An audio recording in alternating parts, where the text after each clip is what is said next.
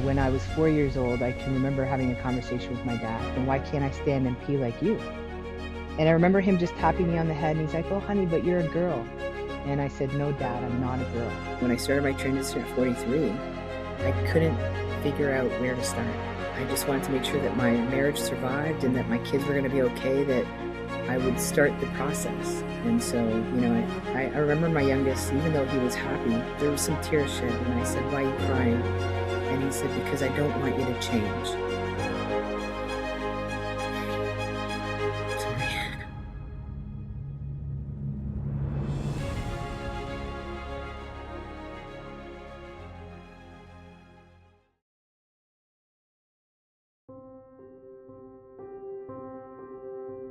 OUTLoud was established in 2019. It's a community center for 2S LGBTQ youth here in Northern Ontario. We're a registered charity. It was quite a fight to get to where we are. Back in 2017 is when I began my transition from female to male, and I was looking for a community opportunity to participate in, and it was a Trans Day of Remembrance ceremony that I went to. This was my first event after coming out, and I stood amongst 75 people in my community, and we're a small town, 50,000 people. 5 people joined in on that vigil, and sharing their stories. And the thing that I kept hearing over and over again was we didn't have a safe place to be, and we don't have a safe place to meet other people like us.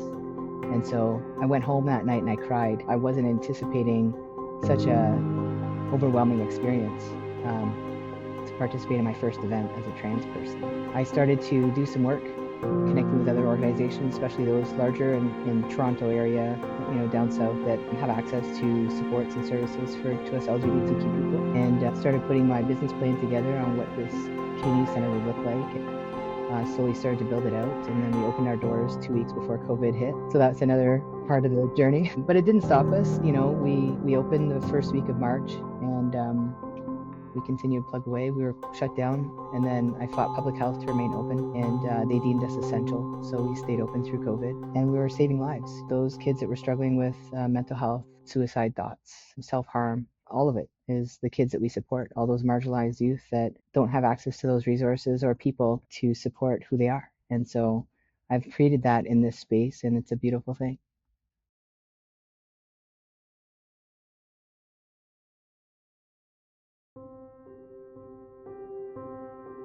Running an organization like this and kind of being the face of it has put me in the spotlight across the world. I've been on, Good Morning America for, some challenging and, tough topics. This work is not easy, and being someone who identifies as trans is not easy. When I was 4 years old, I can remember having a conversation with my dad, and we were in the washroom. I think it was probably after bath, and he was using the washroom, and I said to him, and I remember this conversation like it was yesterday, Dad, where's my penis, and why can't I stand and pee like you?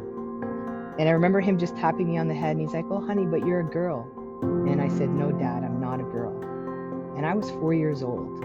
I remember growing up, I was put in therapy as a young kid. My parents separated at a very young age. Therapy was one of those outlets for me because I was very angry about it. But I didn't understand, relationships back then. I was only 4, 5, 6 years old. And I remember sitting in my therapist's office, and this was back in 1984. And I was telling her that I don't know why they dress me like this for therapy, right? Like I shouldn't be wearing these clothes. And so I remember going into therapy one day, and my therapist had a pair of jogging pants and a t-shirt and a ball hat sitting on the couch when I came in. She says, go get changed, kiddo, and then we'll start therapy. And so, because my parents would dress me up in like a dress, and like I had long hair, and they would braid my hair, and I would go in like it was like a Sunday session at church, and it made me angry that I had to dress like that. So she would always have a change of clothes for me to get into, and they were boys' clothes.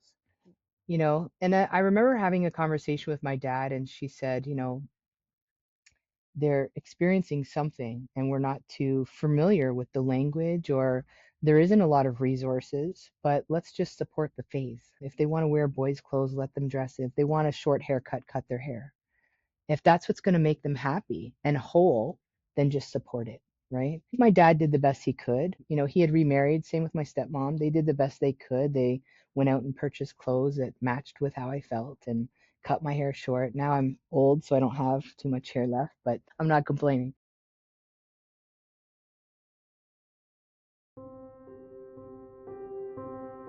when we think about what things looked like for the 2S LGBTQ people back in early 80s, when I was, 5, 6 years old, there wasn't any visibility. There was no resources. Internet was barely alive, there wasn't, I don't even think we had AOL or dial-up at that point, right? So it was very difficult. I remember, one of my uncles coming out as gay on my stepmom's side, and I remember sitting, in the next room listening to the conversations about how they thought that was gross, that he was with other men, and that it wasn't the normal thing to see or be, and that's not the way the world is. That's why I think it took me so long to come out. I saw my loved ones treat my uncle this way, and hear the way they talked about him and his relationships just made me angry. And I guess it was my mid-20s, I was, still kind of struggling with my identity. And then Ellen came out in the late 90s. It was a thing, there were lesbians, there were gay people there, and then we started seeing it on TV shows and soap operas and movies. Now we see, obviously, there's a lot more visibility. There's a lot of information on the internet. A lot of celebrities are coming out so that we have someone to relate to. So that when we see ourselves in these people, we know that this is what normal should look like.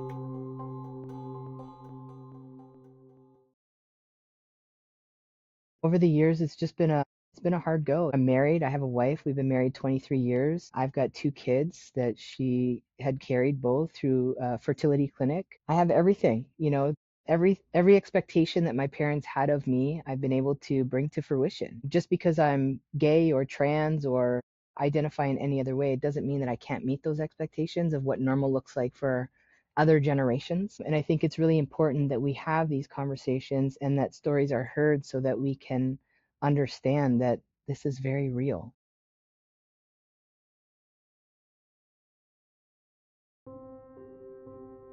Growing up, I participated in self-harm. I popped pills. I tried to take my life a number of times because I didn't have that one person that could hear me or see me for who I was. I see that in the kids that I support here. It's really hard. Running this organization, I've lost 4 kids to suicide in the last 6 years, and for me, that's too many kids. It's because they didn't have the support at home. They have the support here within my organization, but when they go home at night and they have to be someone different, or there's no one to talk to or love them unconditionally, that's going to push kids over the edge. And I'm lucky that I'm still here. I'm lucky that I've been able to discover who I am and then find the support within my own family.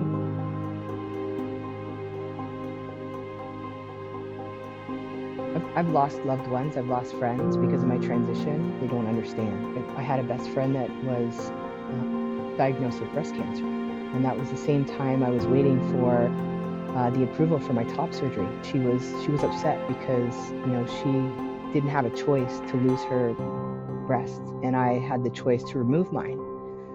And I sat with her many nights and I said, you have no idea how uncomfortable it is for me to live in this body, and I don't know how uncomfortable you are living with this disease, but I can assure you it's not a choice. When we think about what the political climate looks like right now, I wouldn't choose to be trans. I wish that I could just wake up wholeheartedly in my body that I was meant to be in. And it's taken me many years to get here. And it's taken me multiple surgeries, and it's taken me medication, and it's taken me therapy, and it's taken me a circle of support, people.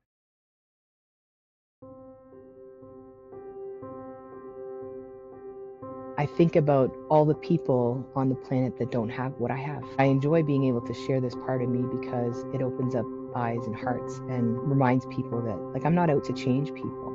I'm out to remind people to be good people, to be compassionate and empathetic and respectful, understanding, accepting. Love always wins, but we have to start with ourselves. And that love goes outward when we're able to wholeheartedly invest in ourselves and what that looks like.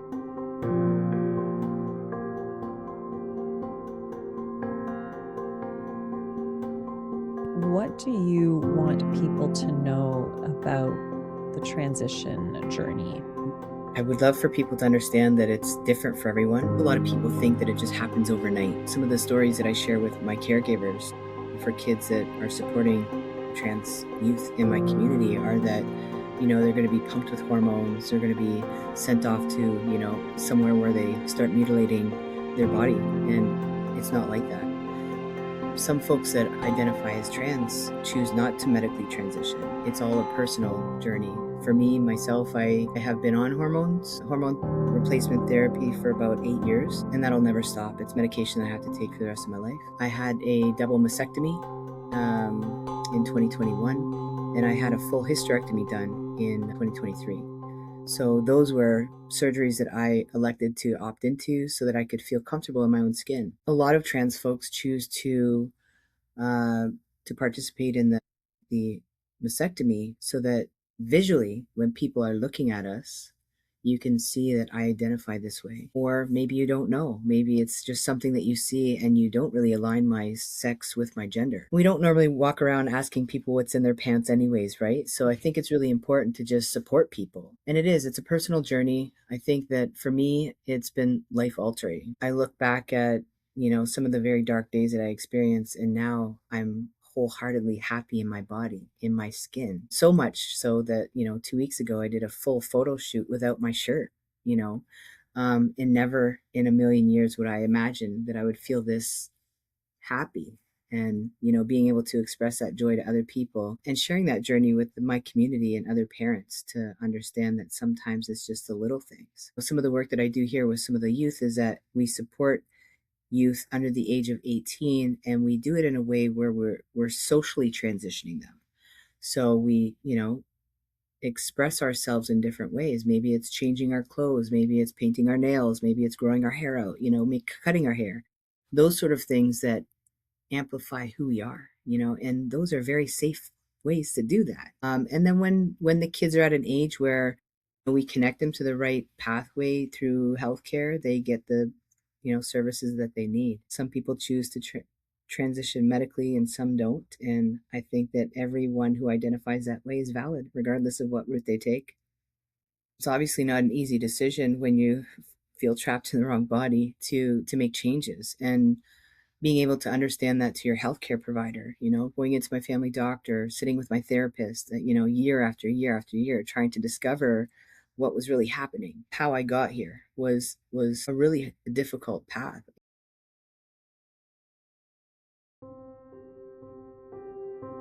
I was really in a dark place, not having the right people to talk to, not having the right resources to connect with. So I think the barriers is, that we have medical trained professionals that, some are progressive enough to understand what we're experiencing, and others choose not to support us at all. And I think that creates some folks who identify as 2S LGBTQ from seeking healthcare, right? And that causes all kinds of mental health related issues, suicide, depression, anxiety, like isolation. I think that's one of the barriers that I've experienced, but I've been super lucky. My family doctor is an amazing person. His staff have been amazing. I walked in there and said, hey, listen, at 43 years old, I'm ready to do this. And it's taken me a lot to get here. So please find ways to help me, survive and live the second half of my life authentically. And they did just that. It was very quick. I had a referral to an endocrinologist down in London.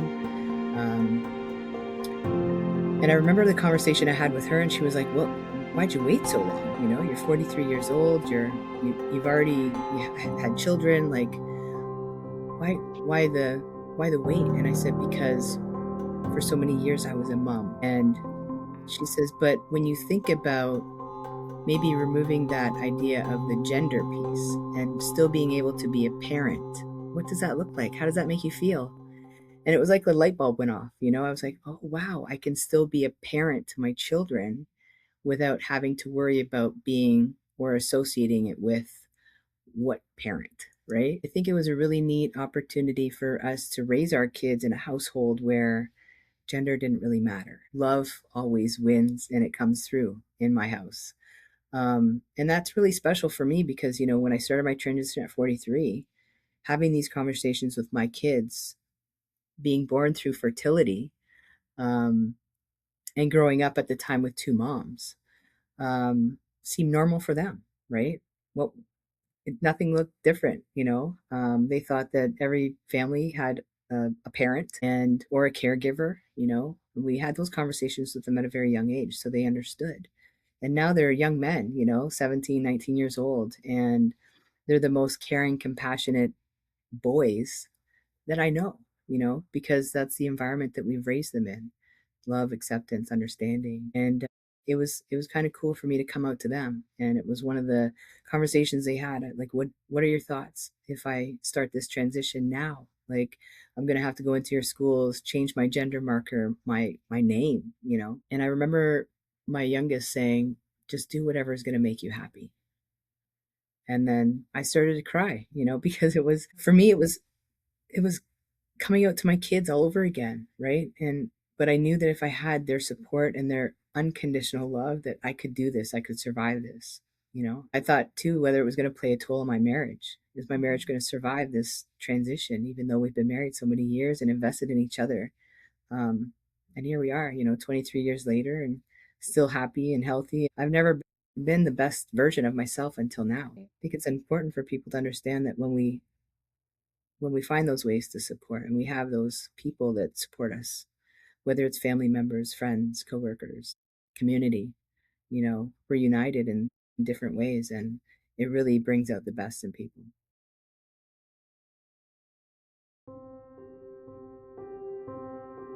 What's interesting is we've been together for so long, it just seems like yesterday, but also seems like a lifetime. When we first met, it was a conversation that kind of started from the get-go. And it was like, I don't understand it. I don't have the language to explain it to you. I've always felt an attraction to women, but I don't feel like I should be in a female body. And so at the time when she wasn't my wife and we were just kind of meeting for coffee and getting to know each other, she was like, it's cool, whatever. And, then we continued to talk about it over the years. And, one year we went out to Michigan. There was like a all LGBTQ camp out. And I remember sitting across the fire, and there was a kid there, and he had just had a double mastectomy, and he was talking about sharing his journey online. Like, he had a website and everything. And at the time, I was only 26. It was like a big chunk of land, and we had tents. There was hundreds and hundreds of tents. It was like LGBTQ people came from all over different states in the United States, and people came from Canada. It was really cool. And we were in the tent that night, and I said to my wife, like, I feel like I'm like that kid that was sitting at the fire sharing his story. And she's like, okay. And I was like, I'm still not connecting, because there was no visibility. There wasn't a lot of trans people out. And when I think about LGBTQ history, I wasn't really invested in it like I am now. So I was really unfamiliar with the history. I knew that gay men and I knew that lesbians existed, but my education beyond that didn't go anywhere. So I had a willingness to learn. And so I started learning some language. I started meeting other people. And then I was really starting to connect with those individuals. And, it was a conversation that we talked about over the years. And I started following this guy on YouTube. And in 2019, he was celebrating 10 years on testosterone. And so he had this big, YouTube video that he leaked. And I was watching it, and I sent him a message, and we became friends on Facebook. So I sent him a message, and I think my wife saw one of the comments I left him on his video, indicating that I sent him a DM. And we went out for lunch that day, and she says, "You're ready, aren't you?" And then I just started to cry. And I was like, "How did you know?" And she said, "Well, I saw the message that you left for Aiden, and I'm feeling it, right? I feel like you're at that place."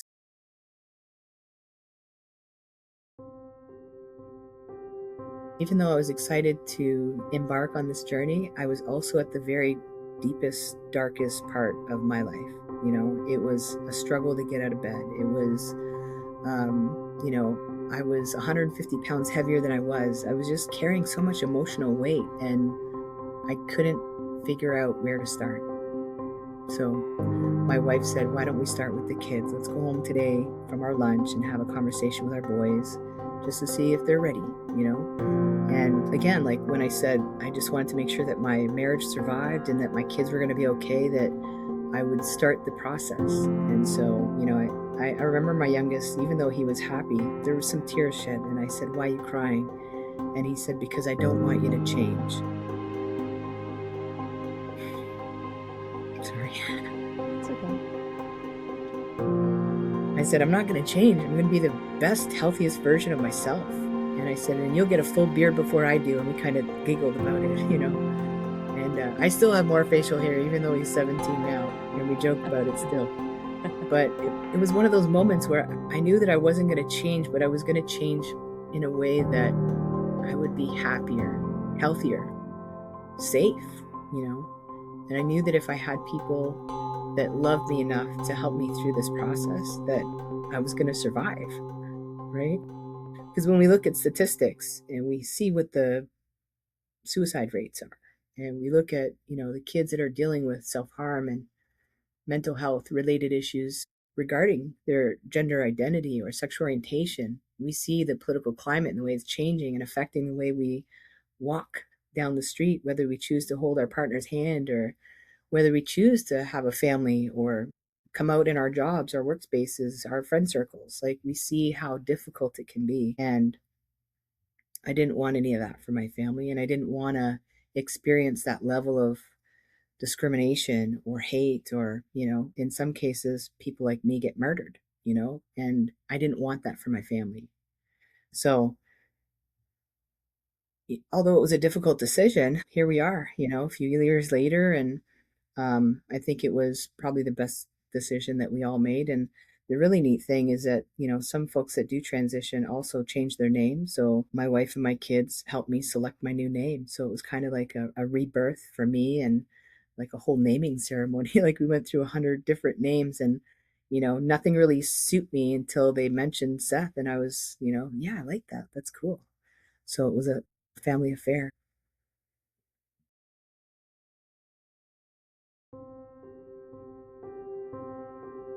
My story is very different from so many other people. I think if I was to be able to explain to people that one caring adult saves a life, that message, that sentence in its own entirety comes across as hope and resilience. And I think, I've seen a lot of kids, like, I've lost 4 kids to suicide doing this work. And that's 4 too many kids for me. And I know that I've done everything I possibly could to support them, to keep them here, to give them light at the end of that dark tunnel. And it wasn't enough. When I think about how things have evolved over the years, where the Pride movement started, way before 1969 at the Stonewall Inn, people need to understand that there's a story, there's history for everything. And there are stories, and there is history here. So it's not like we just woke up and all of a sudden our community is, woke. People like me have existed from the beginning of time. It's just that the visibility, the fear of being judged or discriminated or beaten or, is very real. And we see it in everyday life, Other countries, very difficult. It could be based on religion, culture, political views, what climate you're living in, that can either break or make a person. But when you have that one person that can support you, no matter whatever that looks like, you could be essentially saving someone's life. So I think that's the most important message. I think that I know there's a lot of people that don't understand my journey, and there's a lot of things that I don't understand too, but it doesn't mean that it's my place to judge. I chose to share my journey publicly so that I could plant seeds of love, kindness, acceptance, respect, compassion, empathy. Like, all those things are what I carry and has become a part of my life mission, is to spread love and understanding and share my stories, and have as many people hear that I am what normal looks like. I always joke, I have a family, I work at I have a job, I suck at golf, I love playing video games. This is what my normal looks like. And it's your normal too. But when I share my identity with people, they're like, oh, no, that's not normal. Right. But it is. And I really hope that I'm around, in years to come, to see our kids really put a spin on what gender identity, expression, and sexual orientation really looks like. And I hope that it's not just like a pansexual world. I think that genderless, so that we can just walk through this earth loving people for people. And I really hope I'm here for that.